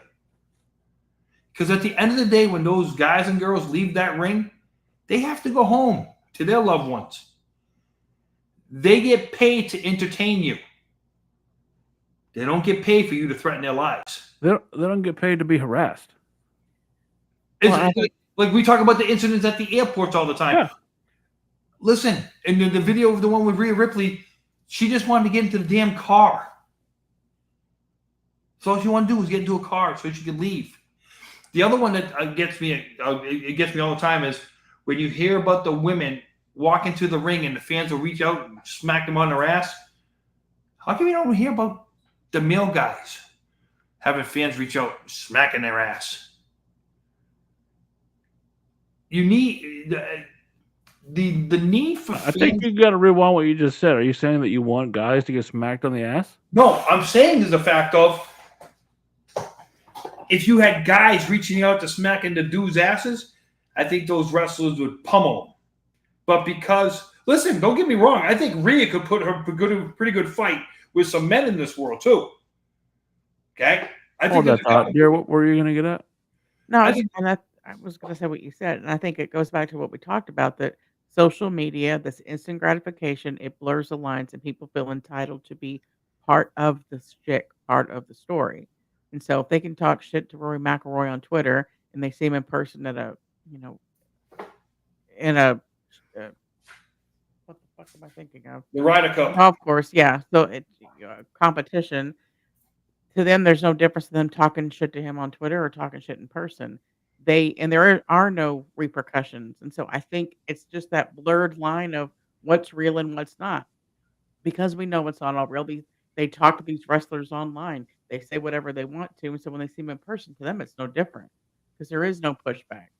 I think we're creating delusion amongst those that maybe don't have a full deck to play with as to what's acceptable and what's not. That there are actually boundaries. You can't rush up to a Broadway stage and talk to somebody. You can't. There's things you can't do. But with sports, there seems to be this thought that rules don't apply, and I can talk to them like I talk to you. Right, I'm allowed to be in the story. It's like the people right now on the internet right now who are attacking Michelle McCool because she joins her husband's podcast, and he got rid of. Thank you for coming back, wife. They don't like Michelle McCool because they feel like she's rewriting her career, making herself more important than she actually was. That's really the issue with Michelle McCool. I don't think anybody cares that she's sitting there with her husband having a conversation. She's using it as a platform to put herself over. But I love their interactions together. I think that program works with them. I'm not saying there's anything wrong with it, but that's why she's catching shit, because she's using it as a platform to put her over. It's her husband and her. There's anybody on this planet who says I can't have you on this podcast, we're gonna fucking fight. Gerard? What? I never said that. Listen. Just kidding. I might be stupid, but I ain't dumb. But that's why they don't like Michelle there. He's honing in on his stuff, and I think you're right. He can't carry a podcast on his own. He's not charismatic. He is not entertaining. I mean, I could listen to him in bites. I don't want to listen to him for an hour and a half. I love The Undertaker. Okay, I do. I like look. Well, he's a I can go back and tell you one of the first matches me and my dad actually watched that I can remember as a child was The Undertaker versus fucking Mankind Boiler Room Brawl. But I'm sorry, Mark Calloway cannot hold a podcast for that long. He's not charismatic like Steve Austin. He's not fucking Cody Rhodes. They can talk. I'm going to tell you what he's not. He's not a talker. And that's not a dig at him. It's not. No. Like I said, you know the sad part is about that, and you'll understand this. Him sitting in front of you, everything that he could have the exact same script and just talking you to him, and it probably comes out a lot better, him to you, than it does come out on a podcast. Yeah. Some people in this world to sit in front of a microphone and just yap for the amount of time he can do it, it's not comfortable with him. But it's not for everybody. Like, again, I am horrible if I were to do, when you and I first talked and did a podcast together, fuck that. It wasn't a podcast. It was a conversation. I can't sit there and remember if you remember deeply, it was my wife who would ask questions and I just had a conversation with you. I can't do question-based format. I can't. That's not who I am. I come on, and when I do a podcast with somebody, I just chop it up with them for an hour, 2 hours, and we just talk. It has nothing to do. Fucking dope. That was a weird fucking thing. You and I sat 4 hours with this shithead. But I'm saying is a fact of if you get the right click with somebody, and that with Taker, his click is his wife. Which, Gerard, you know what? Understand, we're approaching the moment where you and I have literally done 100 hours of conversation with each other. Well, think about that. If his click is with his wife, Who the hell are me or you to tell him otherwise? Exactly. Fuck anybody else who has a problem with it. I don't get it. And you know what? If people are still watching because him and his wife click, that's it. And you know what? It's like with all performers today. If the performer is doing something with somebody else to where, but like if you could open up cameras of certain people on the planet, okay, who you say this person never gets interviewed. Why did? But you could have a camera there just to see what they do in a normal day, even though they hate giving interviews. They probably are the most interesting, funny person you'll ever meet in your life. It's just they don't come across great sitting in front of a camera. Yeah. They're basically camera shy. I'll give you a perfect one. You have a fellow Texan. In his 45-plus year career, never give a lot of interviews. But he's the number one single guy of all time. But he doesn't give interviews. He can get on the stage and sing. But he doesn't give a lot of interviews. You talking about George Strait again? I'm just giving an example. Are you talking about George Strait again? Yeah, I was going to say that. But I'm just saying is the fact of there's a lot of people there's a lot of people. I'm just giving one. I just bring him up because of Texas. No, you bring him up because you look. No. Gerard Millette, ladies and gentlemen, has a very unhealthy obsession. No. He has a man crush on George Strait. No, I'm going to bring up somebody else from Texas too. Shawn Michaels doesn't give interviews either. I'm saying is there's a lot of people. I just want to do my stick. I don't do anything else. I do my stick, and that's it. In the wrestling business, to carry it over to something like that all the time, they cut promos. We can go to Sid Justice. So I love watching a promo. Like, look, I'm a big fan of the Broken Skull sessions. Yep. You know, whatever anybody's opinion is on Steve Austin in his past, I like Stone Cold Steve Austin. Okay, I'm not saying that everything he's done has been positive, but I like Stone Cold Steve Austin. Those don't come off as fucking interviews. It comes up like old friends sitting down. No different than you and I ever having a conversation. Having a beer. Like to think about it like this. If I was in Texas now and we were sitting at that restaurant doing a show from the restaurant, people would be like, holy shit. And they're just having a conversation. There's some people who are better in that kind of setting than they are in front of the microphone. They know the camera's there, but they're in their element to do it. Yeah. Like Bradshaw and Farouk. Don't put them in a corporate office. Take the camera, put it in a bar. They'll do it much better in a bar than they'll do it in a corporate office. But again, we goes back to the fucking Gail Kim and Meltzer shit. Everybody and fucking the McElroy shit. Everybody thinks that they have the right to tell people what they fucking need to do and what to say. I go back to us being who we are and how we approach things. We have never once sat here and say that everything we say is the actual fact. We have a lot of different opinions. What's up, Jacob? But again, that we don't always agree, but we don't sit there and try to push our narrative on anybody. I think Dave Meltzer's a sack of shit. My opinion. It doesn't mean that he's literally a sentient walking bag of shit. A sack of shit right now is mad at you. Which one? No. Because you're comparing a sack of shit to Dave. A sack of shit saying, wait a minute, don't put me in that category. I don't like Dave Meltzer. There's some other guys that work on another podcast who are very highly reputable. One of those guys, I think, did some sleazy shit. Not mentioning his name, but I think he handled it wrong. I also did not like the fact that he had to, he gave someone else credit for the interview you and I did and never publicly said, hey, this is their interview, but he gave it to a fucking dickhead and fuck him. Like, fuck that. I also I do like Monty. What's up, Monty? But no, what bothers me is that you have people that talk out of both sides of their mouth, instead of making a retraction or fixing shit, they'd rather go with their own fucking narrative. No different with this shit.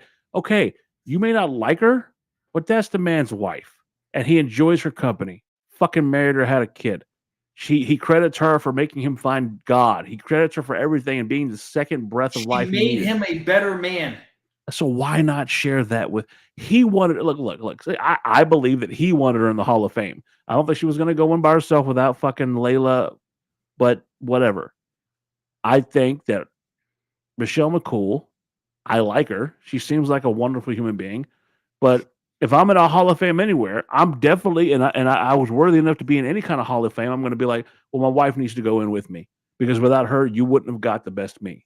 Without my wife, the man you're putting in the Hall of Fame would not be the man you're putting in the Hall of Fame.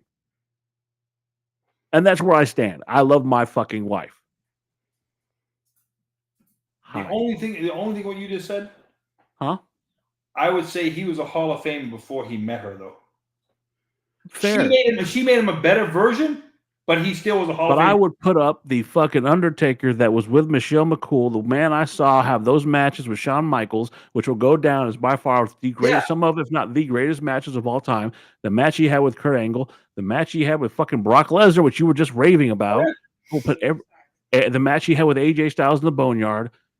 Again, that match was because of her. Remember, AJ was apparently talking, she took AJ Styles' finisher. I mean, and they're all friends. Like, we wouldn't have this stuff without the relationship that these two have together. So if you sit there, like we talked about behind the scenes, that's another thing. Yeah, I'm glad you said that. I'm going to bring this up.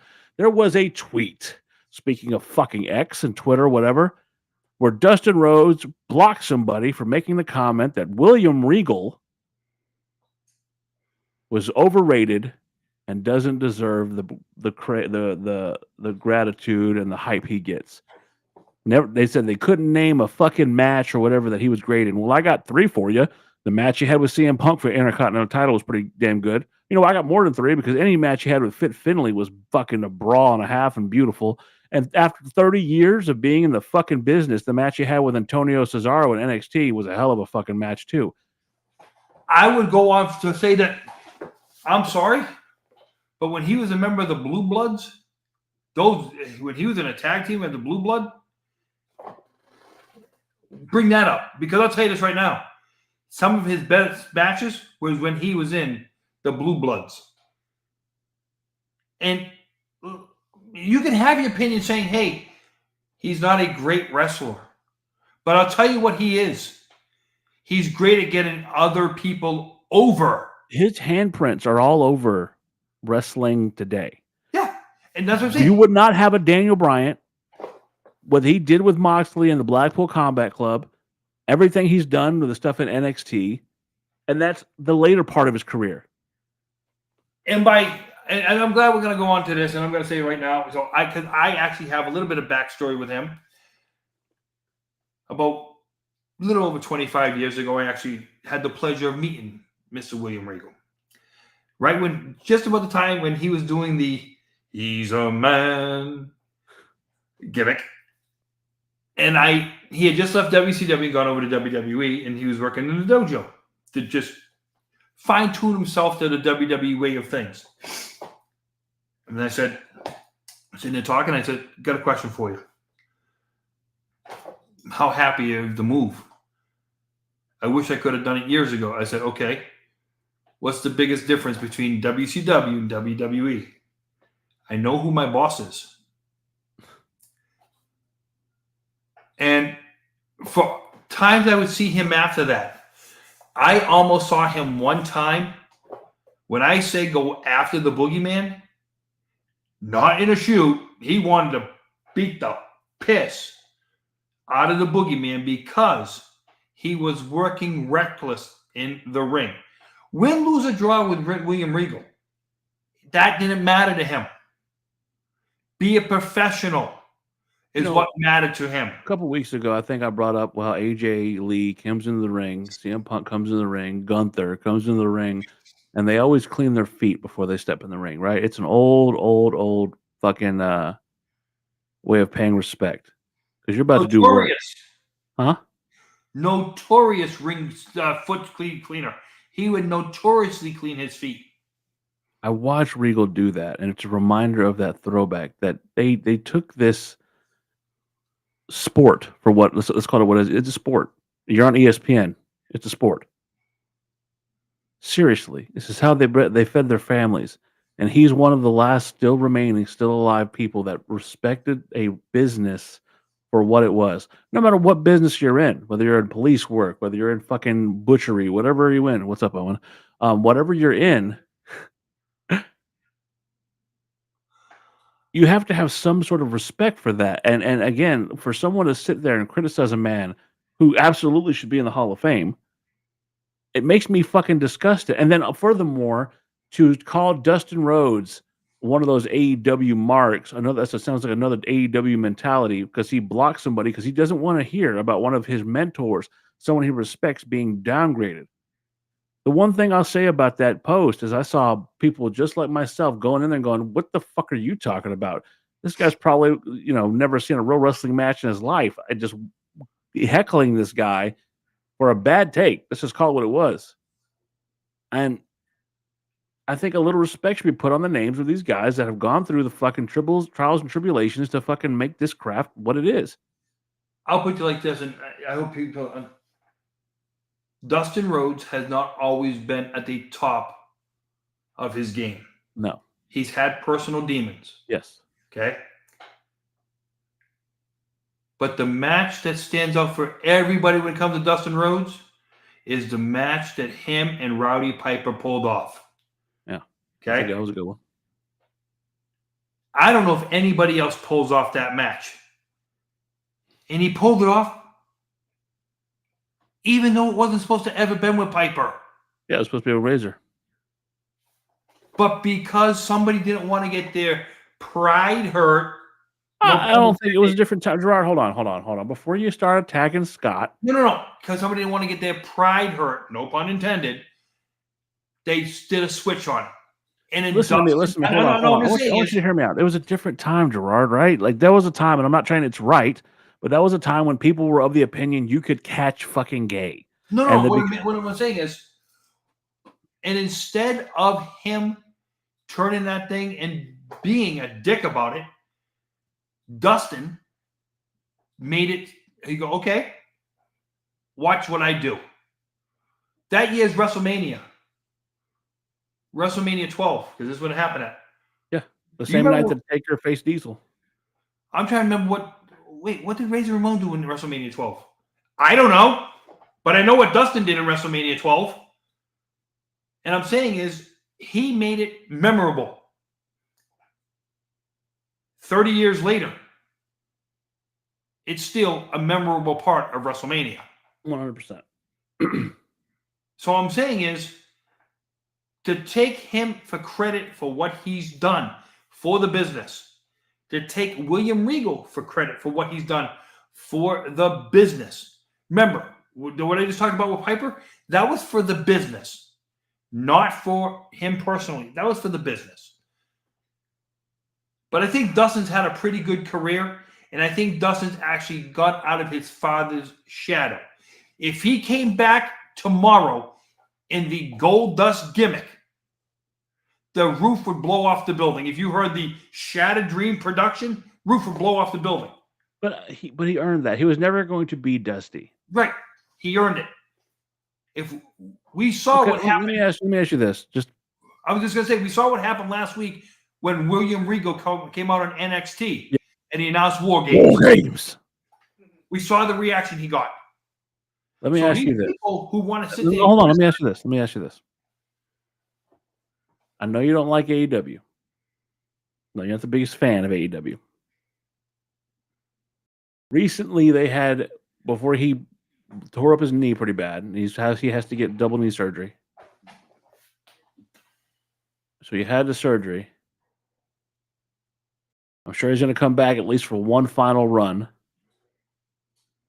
Would you? And before he went out, he had just won the TNT title, which was a big fucking deal. He won the Ring of Honor titles. No, he had those, but he won the TNT title, which was a big deal. What would you think? And this is just off the cuff. Now, this is not a planned question. This is me asking you. If he came back and AEW gave him one run with the big belt, do you think that it's actually believable that he could do that? Depends on who he beat for the title. and who he goes against with the title. I'm not saying a long run. I'm saying he comes out there. I hope you get my point on that. Okay, let me fantasy book. Okay, we got Hangman Adam Page as the AEW World Champion. You have MJF floating around with a contract where he can challenge the World Heavyweight Champion.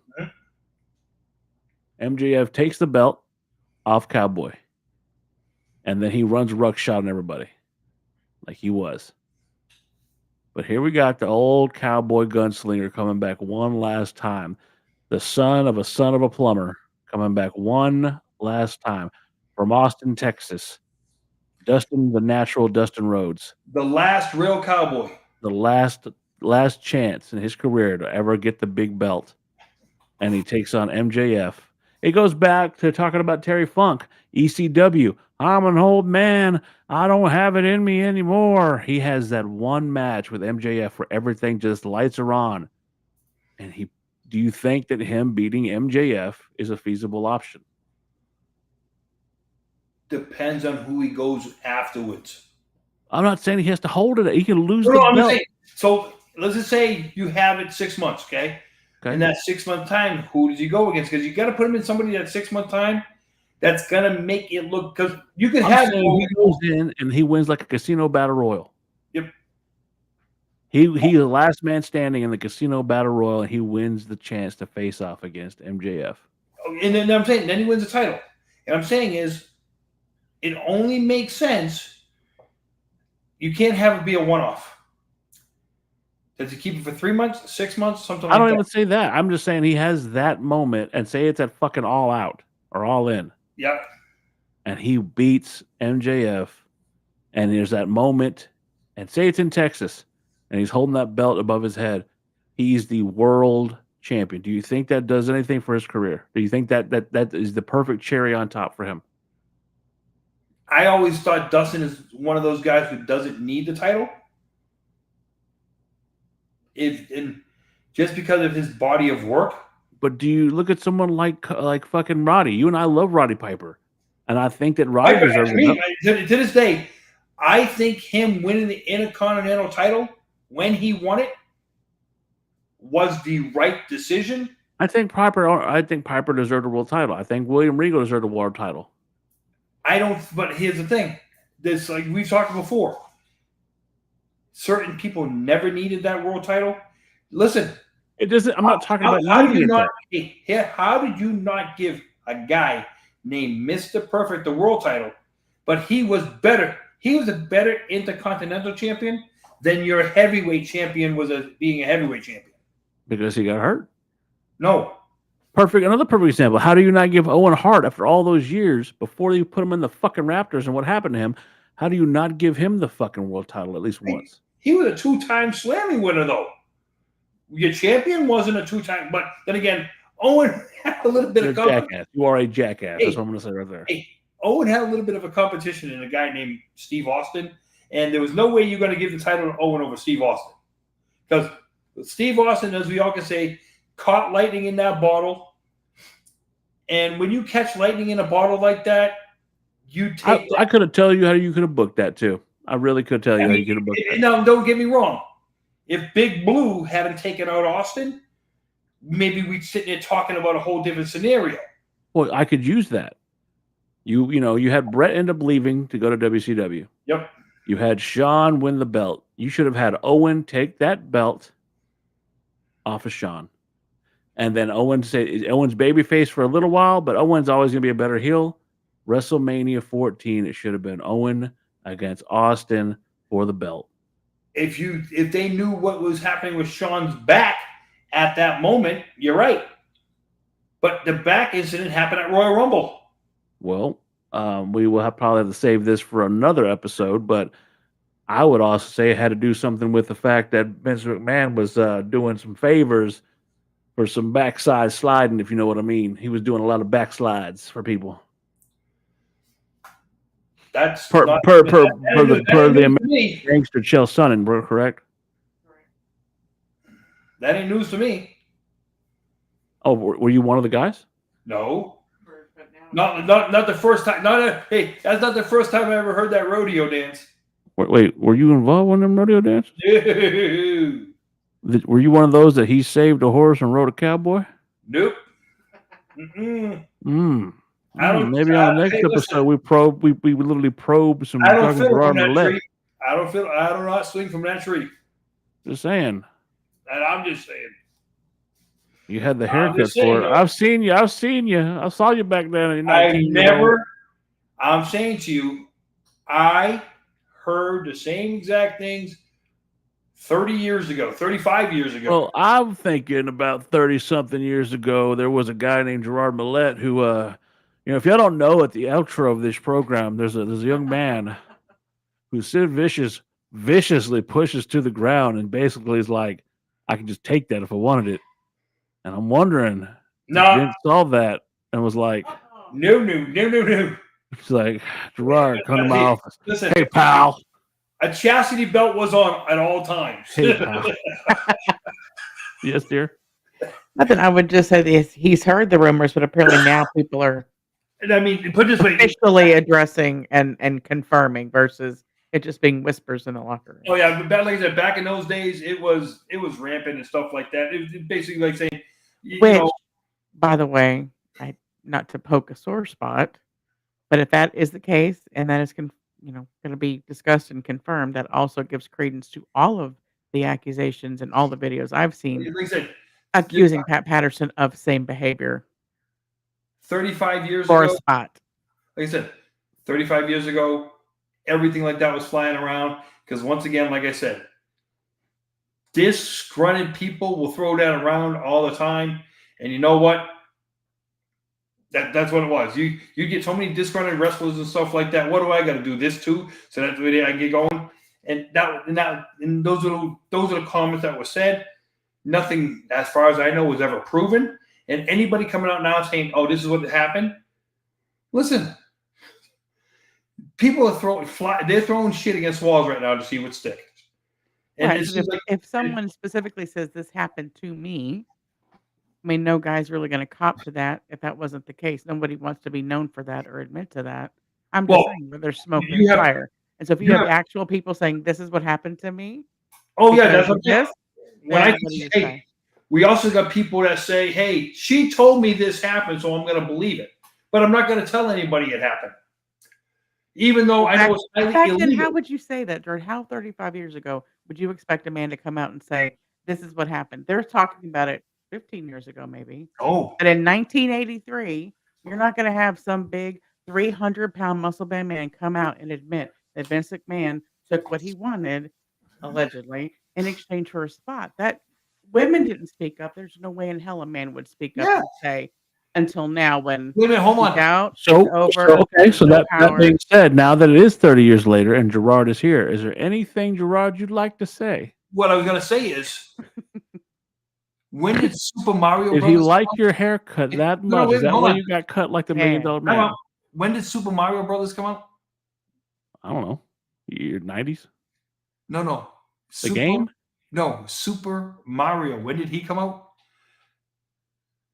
With the wrestler? Yes.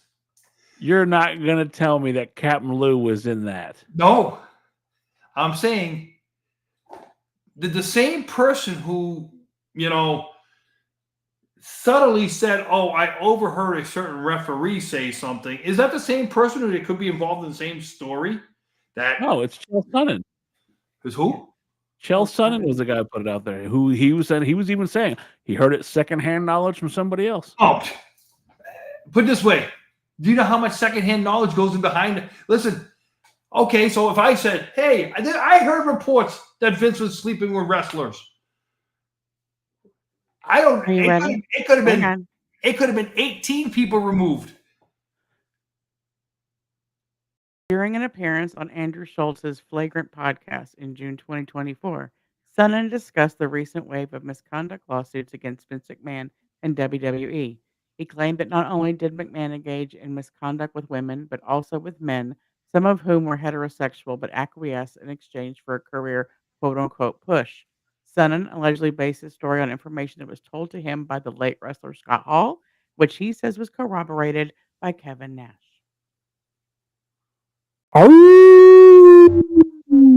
Well, here's my question about that. And Now. here's a question about that. Okay. All of you Marks have been listening to the Marks Podcast on YouTube.